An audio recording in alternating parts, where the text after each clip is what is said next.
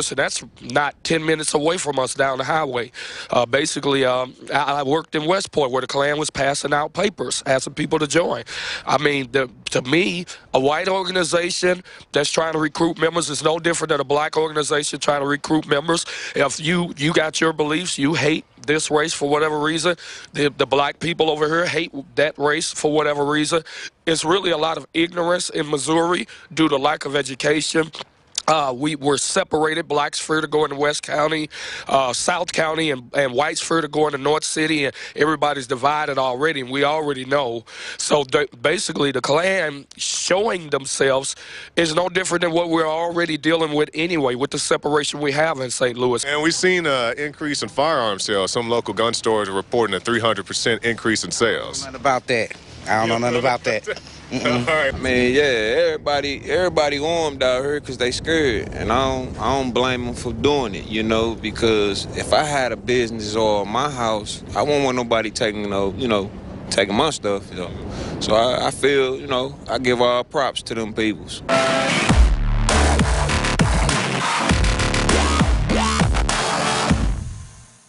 Yeah, and that is just a fantastic report that they put together earlier in the week. They've been there for over 7 days.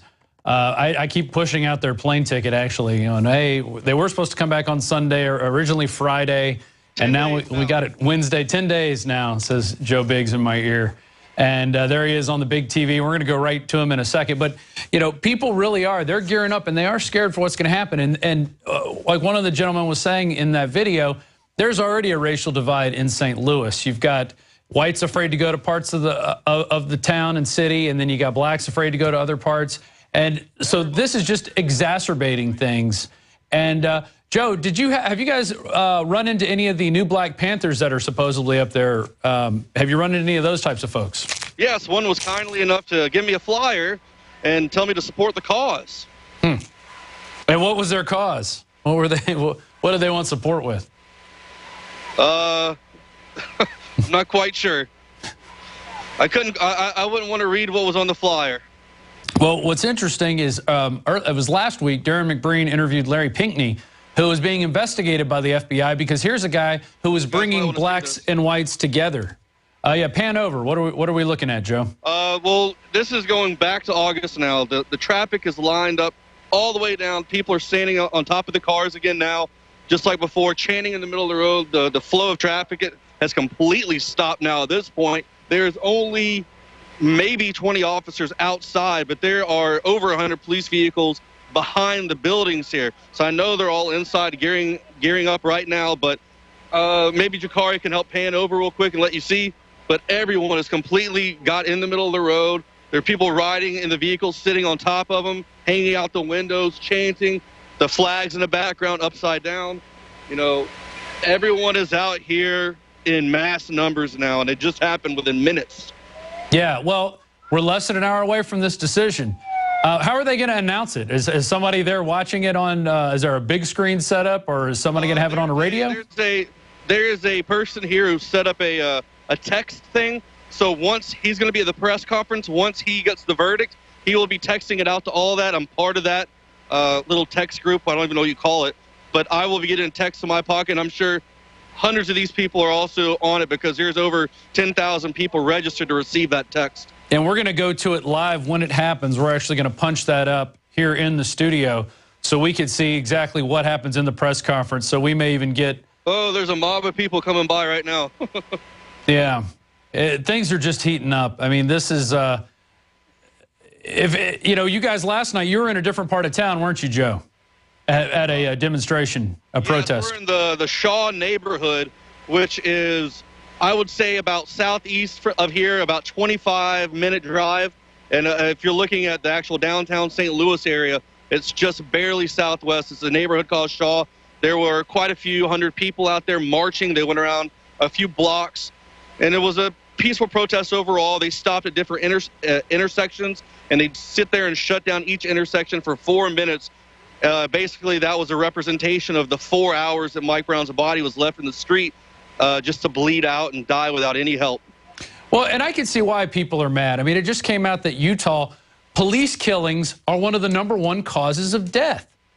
It beats out gang-related crime. It beats out spouse-on-spouse crime. I mean, people are fed up with this, and they really have had enough. And by going out and essentially they're screaming at the top of their lungs. I've been watching you guys out there every night, watching the protesters just really speak their mind. You know, they haven't been the most eloquent of speaking. Some of it, I think, has been a little rude and nasty to the individual cops. But this is something that people are feeling. Go ahead, Joe. Oh, no, I was just moving something really quick. Okay. But, the police are coming out right now. They're about to move into the street here. And guys, we have at least 3 feeds going on right now, and we have 2 crew members out there. We really are a shoestring crew out there right now. This is really amazing, but this is new media. This is what we're able to do thanks to your support out there, all the Prison Planet TV members, the people that go to the INFOWARS store and help support us. I mean, it really is your support that keeps us out there on the front lines, because we are literally on the front lines right now of the information war. Joe, can you still hear me? Yes. Okay. One of the officers, the officer with the, well, I can't tell you now, he had a beanie on. He was the guy that was in charge the other night, the lieutenant. He did a tremendous job of keeping the civil unrest, you know, to a minimum. You know, like I said, there was only a few arrests the other night. But he had a pretty good debate with one of the protesters, too, where she was asking him point blank, how come some nights you come out in full body armor and are really intimidating, and then, like, tonight you guys are being really respectful?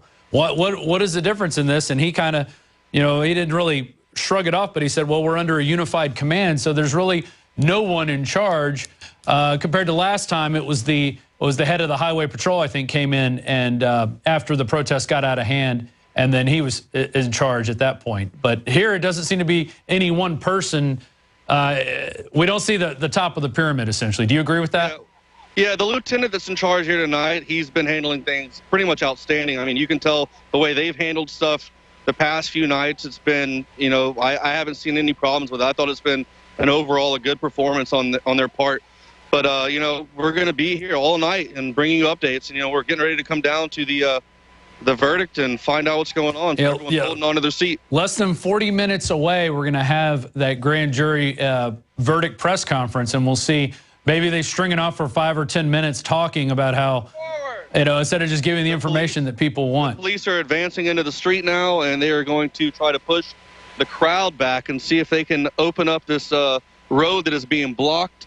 There's people walking around with anonymous flags. A lot of people in Guy Fawkes masks. Like I said, there was guys driving up and down the side of the road earlier with bandanas around their face, screaming at the cops, saying they're going to come after them later. So like I said, the tensions are just out of control at this point in time. And someone has brought a dog to the protest, I see. I'm sure that's going to turn out well in the end. It is a big white poodle. Yeah. It is a vicious poodle. I mean, it certainly is. I mean, you know, Joe, you've been now to Ferguson on 3 different trips. I mean, you know this town inside and out. Do you think they've ever experienced anything like this, or will ever after this? Ever again? The only thing I could think of is if it were to happen again is if they convict him on manslaughter charges, then it goes back into court and continues, or they don't indict him at all, and there's still more investigations that are going on from what I've heard, and then possibly a conviction later on down the road. So, you know, there could be a celebration tonight. He could be indicted, and then later it goes on in, and then nothing happens, and then there could be another riot, or there could be a riot tonight because he doesn't get indicted today by anything, but then later on down the road gets something, and there could be a celebration. So I don't think the craziness is quite over yet. I think we still have a long time for this place to heal, and it's just something we're going to have to continue to watch. Yeah, well, I can't get over the quality of that Ustream. I mean, being in this technology and working with it and trying to get it to work, it really is kind of like a breath of fresh air to see you guys out there being able to get the information out on a live basis. Earlier this week, you guys saw a journalist get arrested who was apparently standing on the sidewalk. You also caught a car crash as it happened. A guy swerved and hit a pole. And, I mean, we were able to capture all these events that are just, you know, you wouldn't have seen them otherwise. Here's the car crash coming up. I mean, you know, the guy just, boom, runs right into the pole. And then I think Jakari kind of funny. He goes, golly. Yeah, But golly. golly. But, I mean, that's a natural reaction, though. He's just having this natural reaction. It wasn't my reaction. Mine was a little bit more vulgar. Yeah, and well, that's why we have Jakari there on the high quality camera. But you guys really are doing an outstanding job. You've been filing reports day after day, just putting it all on the line, staying up till 2 a.m., working on reports, putting reports together, editing. After you guys leave, you guys are still working behind the scenes. You're not just standing around. You guys are tweeting. I think it's been great that you guys have been answering people's questions via the Ustream. But I want to go back to a report that you guys filed back the first time you went. You and Jakari and Josh Owens went. And then I'm going to have David Knight here in studio. But while we have David Knight here and we're talking about grand juries, I want to be showing on screen what's going on there now, because anything could happen at any point in time. But we still want to be giving you guys more information. We're here in the INFOWARS.com Central Texas Command Center. I'm your host, Rob Dew, and we're going to go to this first attack report where the cops show up in full riot gear with tanks. And this is what unfolded last time things got out of hand in Ferguson.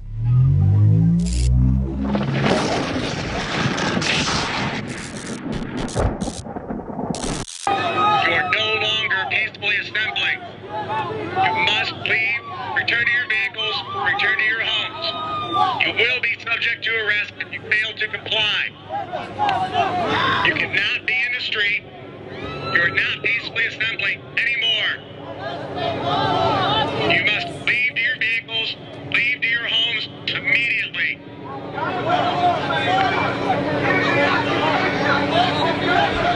Please turn off your video. What did they say? I think they say please turn off your video. That's what it sounded like to me. Did they just tell us to turn off, stop filming? I think that's what they said, honestly. It sounded like this now for speakerphone. They told us to turn off our recording. Trapping everybody in? They tried to. Front line of the InfoWars, Joe Biggs, Jakari Jackson, Josh Owens, the front line as they advance on it. That is really hurting my ears, though. Oh my God, they're coming at us right now. They're coming at us right now. All right, here we are. They're popping it off out here. Go.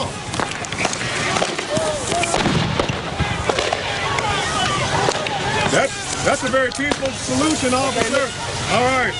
Jakari Jackson, InfoWars.com. They're popping off the smoke. Explosion. Going back. Going back. Back. Back.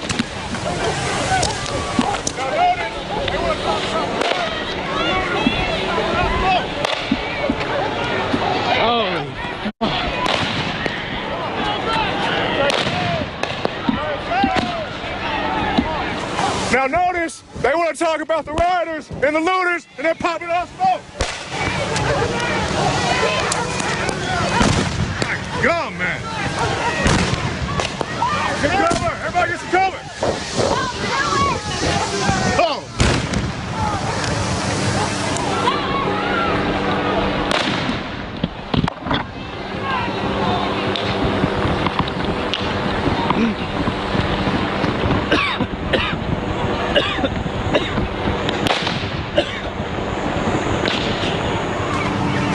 Oh man, somebody just threw a Molotov over here. I'm gonna get back from that. Bro, they're the ones burning it down. You ain't gotta do it for them. Whoever did that, man, don't do all that. Don't burn down your own freaking neighborhood. They popping smoke over here. Bro, don't quit. Bro, quit. Stop. Stop. Bro, quit. Man. What for? Why you gonna burn down somebody else's house? What is that?